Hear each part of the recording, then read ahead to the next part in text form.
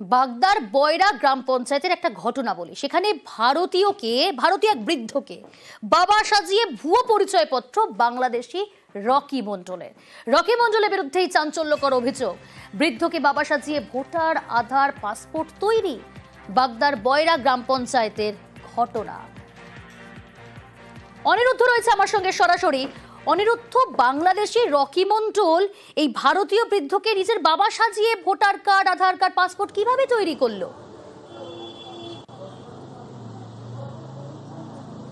দেখো প্রিয়াঙ্কা, উত্তর 24 পরগনার বাগদা ব্লকের বয়রা গ্রাম পঞ্চায়েতের রামনগরের বাসিন্দা আয়েব মণ্ডলকে বাবা বানিয়ে এই রকি মণ্ডল বাংলাদেশি বাসিন্দা। সে বাংলাদেশ থেকে চোরাপথে ভারতে আসে এবং প্রাথমিকভাবে এই আয়েব মণ্ডলের সঙ্গে সখ্যতা তৈরি করে, তার বাড়িতে যাতায়াত তৈরি করে। পরবর্তীতে তাকে বাবা বানিয়ে ভোট বানিয়েছে, আধার কার্ড বানিয়েছে, এমনকি পাসপোর্ট বানিয়েছে বলে অভিযোগ রয়েছে। এই বিষয়ে ইতিমধ্যেই বিজেপির উদ্বাস্তু সেলের সভাপতি এই বয়রা গ্রাম পঞ্চায়েত এলাকার, তিনি বিডিওর কাছে লিখিত অভিযোগ জানিয়েছে রকির বিরুদ্ধে যে বাংলাদেশি বাসিন্দা হয়ে ভারতীয় ব্যক্তিকে, ভারতীয় বৃদ্ধকে বাবা বানিয়ে সে ভোট বানিয়েছে।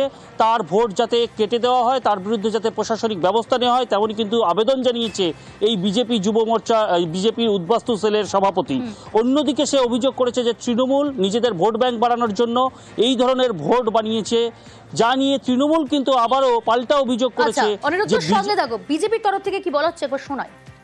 রকি মণ্ডল নামে একজন ব্যক্তি যে বাংলাদেশ থেকে এসছে, এখানে এসে রামনগর নিবাসী বয়রা পঞ্চায়েতের আয়ব মণ্ডল নামে একজন ব্যক্তিকে বাবা বানিয়ে এখানে সমস্ত ডকুমেন্টস বানিয়েছে। এরকম শুধু যে এই গ্রামে তা নয়, প্রত্যেকটা গ্রামে এরকম খুঁজলে পরে শয়ে শয়ে এরকম রকি, এরকম আয়েব পাওয়া যাবে। এই রকি কোথা থেকে এলো, কে এই রকি, কারা এদেরকে পশ্চিমবাংলাতে জায়গা দিচ্ছে, পশ্চিমবঙ্গে এরা কোথা থেকে আসছে? সে রামনগর গ্রামের 109 পাটের ভোটার হয়েছে। আমি বাগদা বিডিওকে জানিয়েছি, আমি ডিএমকে জানিয়েছি, আমি এসপি বনগাকে জানিয়েছি এবং সেন্ট্রাল ইলেকশন কমিশন, রাজ্য ইলেকশন কমিশন, সব জায়গাতেই আমি জানিয়েছি।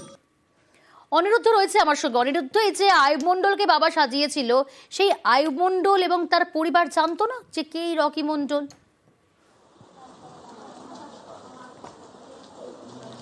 একদমই তোমাকে জানিয়ে রাখি যে আমরা এই আয়েব মণ্ডলের পরিবারের সঙ্গে কথা বলবার চেষ্টা করেছিলাম, তার বৌমার সঙ্গে আমি কথা বলেছি। আমাদেরকে কিন্তু তার বৌমা জানিয়েছে যে তারা কোনো ক্রমে জানতে পারেনি যে আয়েব মণ্ডলকে বাবা সাজিয়ে এই রকি মণ্ডল সে ভোট বানিয়েছে, সে আধার কার্ড বানিয়েছে, এমনকি পাসপোর্ট বানিয়ে ফেলেছে, তারা কিন্তু কোনো রকম জানতে পারেনি। এবং তিনি জানিয়েছেন, অর্থাৎ এই আয়েব মণ্ডলের বৌমা জানিয়েছেন যে আমার শ্বশুরমশাই প্রায় 5 বছর আগে মারা গেছে, তার আগে এই ঘটনা ঘটিয়েছিল রকি। পরবর্তীতে এখন কিন্তু এই গ্রামে থাকে না রকি, সে কোথায় থাকে সে বিষয়ে তারা জানেন না, তাদের সঙ্গে কোনো সম্পর্ক নেই, শুধু বাড়িতে যাতায়াত করত। সেখান থেকেই তাদের বাড়ির কাগজপত্র ব্যবহার করে কি করে এরকমভাবে ভোট বানানো, তা নিয়ে কিন্তু তারাও প্রশ্ন তুলছে, বলছে আমরা কিছুই জানি না, এ বিষয়ে যা ব্যবস্থা নেওয়ার প্রশাসন ব্যবস্থা নিক। বেশ, আমার শ্বশুর নাম আয়েব মণ্ডল। উনাকে বাবা বানিয়ে ভোট বানিয়েছে কে?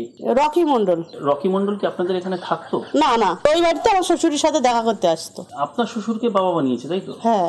উনি এখন কোথায় আছে? আমি বলতে পারবো না কোথায় আছে। ওর সঙ্গে কোনো যোগাযোগ আছে? না না, আমাদের কোনো যোগাযোগ নেই, আমাদের কোনো সম্পর্ক নেই রকির সাথে। রকি কোথায় বাড়ি? বাংলাদেশ থেকে এসেছে? হ্যাঁ, বাংলাদেশ থেকে এসেছিল। বিজেপি অভিযোগ অনেকেই করছে, সে হয়তো সে নিজেই করেছে, তাতে তৃণমূল নেতৃত্বের এখানে কোনো ব্যাপার নেই। যদি অভিযোগ সত্যি হয়ে থাকে, বেআইনিভাবে যদি সে ভোট করে, তার ভোট বাতিল হবে। এটা তার জন্য নির্বাচন কমিশন তার নিয়মের মধ্যে দিয়ে কাকে ভোট রাখবে কাকে রাখবে না সেটা তো ব্যাপার। কিন্তু তৃণমূলী কোনো নেতা এর সঙ্গে জড়িয়ে নেই, এটা আমি দর্থহীন কথাই গলায় বলতে পারি।